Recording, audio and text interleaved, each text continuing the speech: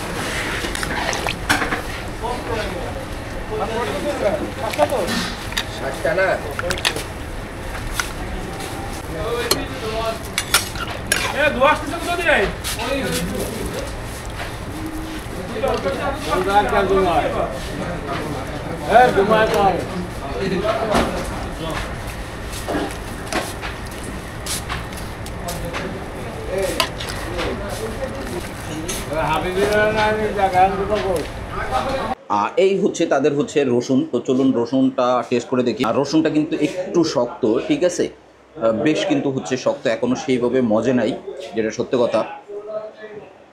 না হচ্ছে রসুন এবং হচ্ছে গিয়ে মাংস এবং গ্রেভি দিয়ে একটা বাইট দিয়ে দেখি। হচ্ছে তাদের চুই ঝাল। আর চলুন হচ্ছে চুই ঝালটা বাইট দিয়ে দেখি কেমন স্বাদ আছে।